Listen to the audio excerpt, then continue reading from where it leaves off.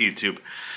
Wanted to do a quick video for you guys because there was a situation where power stations, or a power station, was attacked in the Carolinas, and I just wanted to give some commentary on that and kind of what you can do as citizens to be prepared if this happens in your neck of the woods.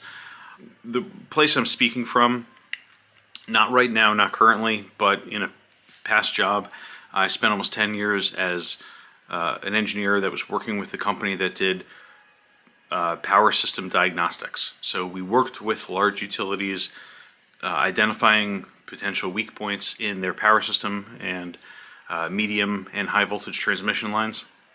So everything from those high voltage substations, like 345 kV, that kind of realm, all the way down to transmission lines, 7.2 kV to 34.5 kV, and primarily in those areas. So we did some underground residential distribution and some of the big voltage transmission stuff for insulated power cables. What I did specifically isn't so much important. What is important, though, is understanding that having spent time in all parts of North America, like really most of North America, testing a whole bunch of systems from a whole bunch of different companies and utilities, and in Canada and the US, the system that we have in North America is incredibly fragile. As a citizen of the United States, as someone who is plugged into the grid right now, this is something that we don't have a lot of individual control over. Obviously, you pay your utility bill and all that, but let me talk about some of the things you can do to prepare for temporary, like 4 to 48 hour blocks of power loss. Understanding the risk and what we're trying to mitigate is really important. It's really easy to get overwhelmed and say, I need to be fully off the grid and all that. You really don't. Here's a couple of things you can do. Number one, identify your source of heat. In the winter months, the main issue you're going to have is losing heat. If you lose your internet, you lose your electricity, your lights, whatever, that's fine. Even if you lose your fridge for 48 hours, you should be able to keep most of your food safe and fresh. Having a chest freezer or something that loses cool that's well insulated, that loses at a good rate, at a healthy rate, will be really good for preserving your food over that time. But honestly, if you have to go somewhere else, all that, you should be all set for like 48 hours. Let's talk about heating for a second. In this house, I have natural gas heat that goes to a hot water radiator. This house is 100 years old, and the system is natural gas. That's how it's fired. In this town, we've lost power and still had natural gas. A lot of towns have backup water and backup natural gas distribution that is controlled still by electricity, and that may go down temporarily for a small period of time, but they almost all have backup generators. If you have a backup generator for your house, that's great. If you don't, listen up. That's my thermostat. This is controlled by AA batteries, but it is the controlling device for downstairs. If the power goes out, this still has juice. So this is the relay for my entire furnace. There's a furnace back here, natural gas hot water heater, and this produces hot water for my house and my radiators, for my water tank and my radiators.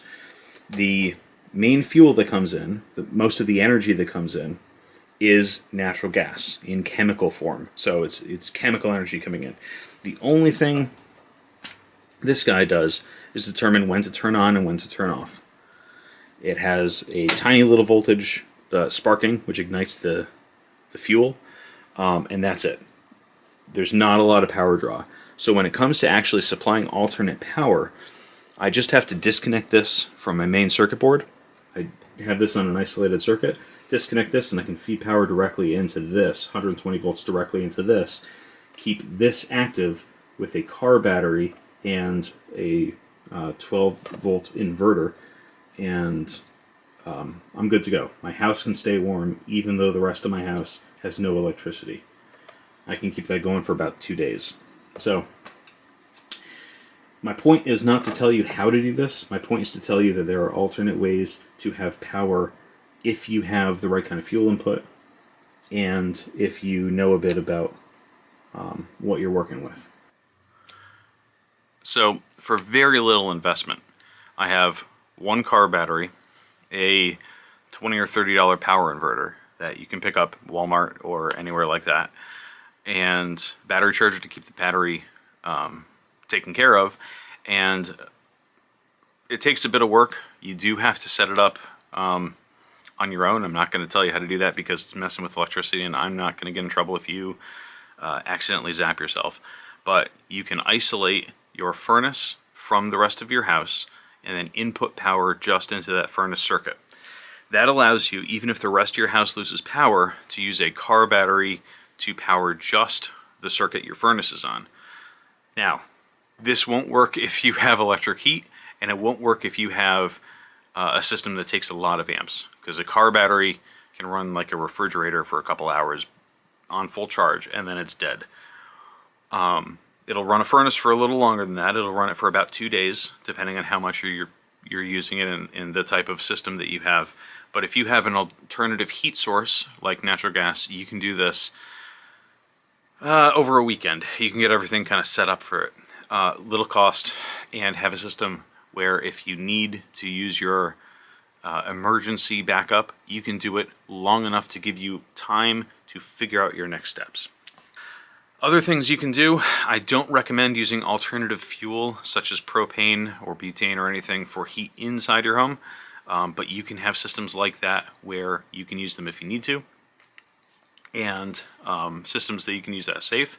If you have a good working fireplace, make sure it's clean. If you don't have a good working fireplace, maybe there's other things you can do. Even if you don't have an alternative heat source, take a look at having a good set of sleeping bags, which I have upstairs, and even something like a tent. It sounds a little ridiculous, but in an enclosed area like a room, keeping the whole room warm takes a lot of juice. Your body produces a lot of heat on its own. If you close yourself inside of a tent, inside of an insulated room, you can keep that tent warmer than you can the rest of the room. So having all this stuff ready for you can help you weather a potentially bad situation for a couple of days. Everyone, my camera kind of crapped out when I was doing the last bit of this video, so I wanted to finish it up and kind of say the point of this. It's not about doing things the way I did it. As far as my kind of energy independence, I'm not truly energy independent in any way. And if we're honest, even people who are totally off the grid are not really energy independent. You still have to have lead acid car batteries and all these other things that give you independence for a certain amount of time, but you still have dependence on the network. When it comes to backup generators, something that's going on in North Carolina right now is people are being asked to conserve gasoline because a lot of pumping stations don't even have electricity, and it's difficult to get gasoline and diesel into places that need it. So when it comes to these power outages, I remember actually, brief digression, I remember a hurricane that we went through back in 2012, and we lost power for 8 days due to that hurricane. And it was a mess because not only were towns and houses out of power, but restaurants, gas stations, traffic lights, everything that relies on electricity was also out of power, with the exception of a handful of places that had backup generators. Thankfully, it was in a relatively warm part of the year, so we didn't have to worry about people literally freezing to death, but that's something that we do have to keep in mind. So when it comes to these emergency situations, my recommendation take it for what it's worth. My recommendation is to have some level of independence for some number of days or hours or whatever you determine your goal is. Figure out what you need in order to be independent for that amount of time. Have backup fuel, whether that's gasoline or wood or propane or whatever you need, or batteries in a battery bank, and have some kind of backup where you are independent from the grid for a certain amount of time. And that certain amount of time should be long enough and adequate enough for you to make a decision to go on to plan B. That's kind of your fallback position. So you have now this buffer in which to make a decision to stay where you are or fall back. Have a fallback plan, whatever that is, but hopefully that can give you some tool to work through the potential next disaster. And I'm sorry about that sound, by the way. That is my cat rustling through a Christmas decoration. She's a terror, a little black hole. Anyway, let's see you guys. Stay safe out there.